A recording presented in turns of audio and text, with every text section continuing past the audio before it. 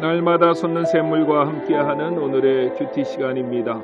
3월 3일 수요일 오늘의 말씀은 사도행전 14장 19절로 28절의 말씀입니다. 유대인들이 안디옥과 이고니온에 와서 무리를 충동하니 그들이 돌로 바울을 쳐서 죽은 줄로 알고 시외로 끌어내치니라. 제자들이 둘러섰을 때 바울이 일어나 그 성에 들어갔다가 이튿날 바나바와 함께 더베로 가서 복음을 그 성에서 전하여 많은 사람을 제자로 삼고 루스드라와 이고니온과 안디옥으로 돌아가서 제자들의 마음을 굳게 하여 이 믿음에 머물러 있으라. 우리가 하나님의 나라에 들어가려면 많은 환난을 겪어야 할 것이라. 각 교회에서 장로들을 택하여 금식 기도하며 그들이 믿는 주께 그들을 위탁하고 비시디아 가운데로 지나서 밤빌리아에 이르러 말씀을 버가에서 전하고 아달리아로 내려가서 거기서 배 타고 안디옥에 이르니 이곳은 두 사도가 이룬 그 일을 위하여 전에 하나님의 은혜에 부탁하던 곳이라. 그들이 이르러 교회를 모아 하나님이 함께 행하신 모든 일과 이방인들에게 믿음의 문을 여신 것을 보고하고 제자들과 함께 오래 있으니라. 새로운 아침입니다. 여호와 로이, 하나님은 우리의 목자가 되십니다. 사도 바울이 루스드라 성에서 복음을 전할 때 그 성에는 나면서부터 안진뱅이 된 사람이 있었는데 바울의 말하는 것을 경청하여 들었습니다. 바울은 그에게서 구원받을 만한 믿음이 있다는 것을 발견하고서 이렇게 외칩니다. 네 발로 바로 일어서라고 말입니다. 그때 그 사람은 말씀에 순종하여 일어났고 걷기도 하고 뛰기도 하였습니다. 사도행전 3장에서 베드로가 나면서부터 안진뱅이 된 사람을 일으켰듯이 사도행전 14장에서는 바울이 나면서부터 안진뱅이 된 자를 일으켜 세운 것을 누가는 강조합니다. 왜냐하면 복음의 일관성을 보여주기 위함입니다. 즉 사도행전의 저자 누가는 베드로가 전한 복음과 바울이 전한 복음은 내용과 능력에 있어서 동일하다는 것을 부각시켜 놓은 것입니다. 이 광경을 보고 루스드라에 사는 사람들은 신들이 내려왔다고 하면서 바울과 바나바를 그들이 섬기는 신인 스스와 호메라고 하며 제사를 지내려고 했습니다. 그러자 바울과 바나바는 그들의 옷을 찢으며 큰 소리로 말합니다. 우리도 너희와 같은 성정을 가진 사람이라. 우리는 신이 아니라고 하면서 이제는 너희가 헛된 것을 버리고 하나님께로 돌아오라고 담대히 복음을 외쳤습니다. 오늘은 그 루스드라에서 바울이 당한 환난에 대해서 살펴보고자 합니다. 사람이 참으로 간사합니다.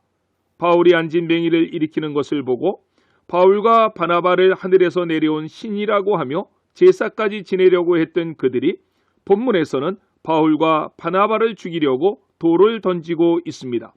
예수님께서 십자가를 질 당시를 보십시오.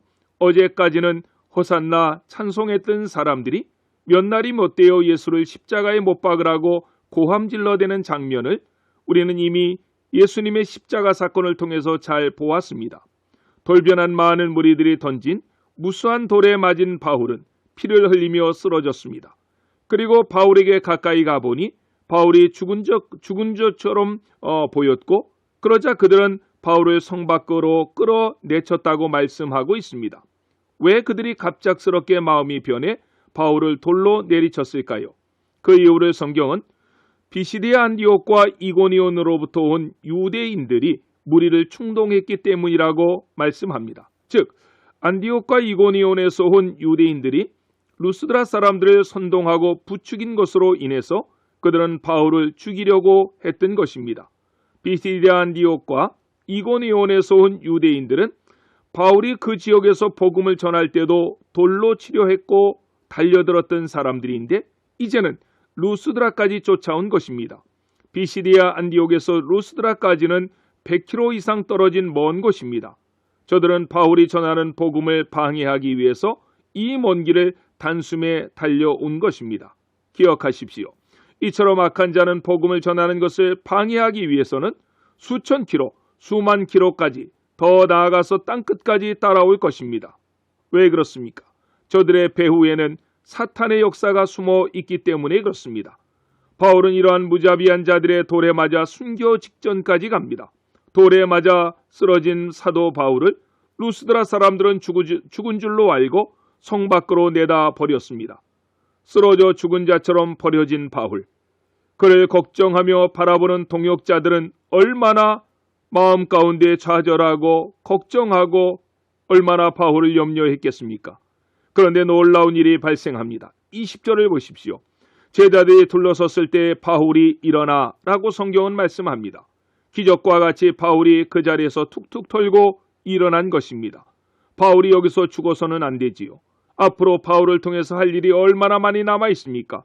바울이 여기서 죽게 된다면 막 태어난 이방교회는 큰 지도자를 잃어버림으로써 뿌리로부터 흔들리게 될 것입니다. 그래서 하나님께서는 응급수단으로 바울을 죽은 자 가운데서 부활시키듯이 일으켜 주신 것입니다.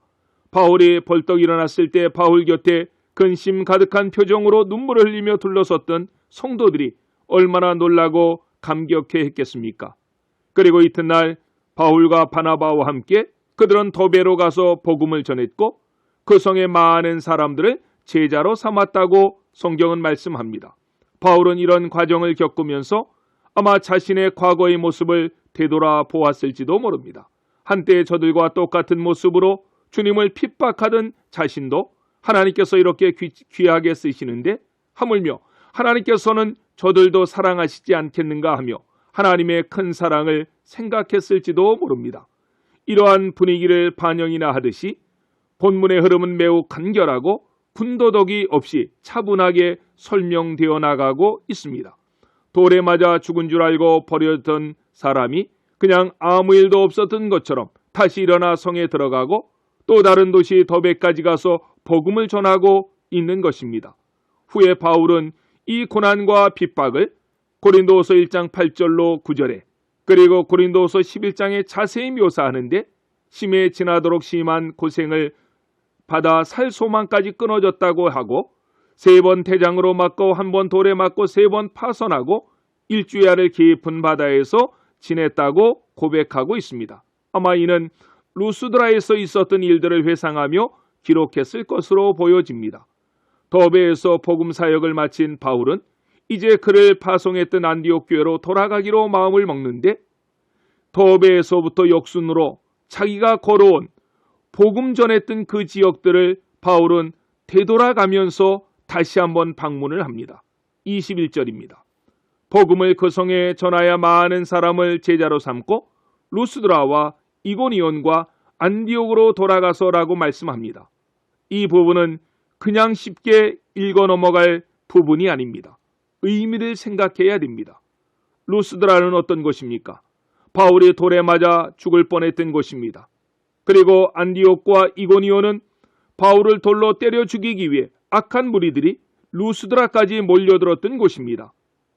바울에게 있어서 그들의 지역은 끔찍한 곳이 아닙니까? 그러나 바울은 저들에게로 담대히 걸어갑니다. 왜냐하면 그 도시에는 아직 연약한 성도들이 있기 때문에 그렇습니다. 주경학자 바클레이는 당시 바울의 행동을 이렇게 추석합니다. 보라, 이들 그리스도인들의 용기를 그들은 생명을 귀한 것으로 여기지 아니하고 그토록 가혹한 박해를 받았던 바로 그 장소로 주님의 일을 하기 위해 다시 돌아갔던 것이다 라고 말입니다. 이 복음을 향한 바울의 열정, 이 시간 성령께서 우리에게도 이 같은 복음의 용기, 열정을 부어주시기를 소망합니다. 복음에 미치지 않고서는 행할 수 없는 바울의 행동을 우리가 본받기를 원하는 것입니다. 그러면서 바울은 그 도시에 다시 찾아가 이렇게 말합니다. 하나님의 나라에 들어가려면 많은 환난을 겪어야 할 것입니다 라고 말입니다. 지금까지 겪은 환난 말고 더 많은 환난이 있다는 것입니다. 맞습니다. 복음 전도는 쉽지 않습니다. 하지만 로마서 8장 18절에서 사도 바울은 이렇게 선포합니다. 생각건대 현재의 고난은 장차 우리에게 나타날 영광과 좋게 비교할 수 없도다라고 말입니다. 고난이 끝이 아니라는 것입니다. 우리에게는 하나님의 영광이, 하나님의 나라가 기다리고 있다는 것입니다. 이 땅에서 받는 고난과는 좋게 비교할 수 없는 그 하나님의 나라와 영광이 우리를 기다리고 있고 그 영광을 바라보면서 오늘 하루도 바울과 같이 우리에게 맡겨주신 사명 온전히 감당해 가시는 저와 여러분 모두가 되시기를 예수님의 이름으로 간절히 축원합니다. 아멘. 기도하시겠습니다. 사랑해 주님 감사합니다. 복음을 전하는 일을 감당하려 하면은 주님의 십자가를 지고 가야 한다고 주님도 말씀하셨고 믿음의 선진 선현들은 삶으로 그 길을 우리에게 보여주셨습니다. 그럼에도 우리가 그 길을 가야만 하는 이유는 복음 전도자의 삶을 통해서 구원의 역사는 나타나고 하나님의 나라는 세워지기 때문입니다. 그 길을 걸어간 자들에게는 현재의 고난과 비교할 수 없는 장차 나타날 하나님 나라의 영광이 준비된 줄로 믿습니다. 그 길을 바울처럼 바나바처럼 수많은 믿음의 선진 선현들처럼 묵묵히 걸어갈 수 있는 우리 모든 성도님들이 되게 하여 주시옵소서. 예수님의 이름으로 간절히 기도드렸습니다. 아멘.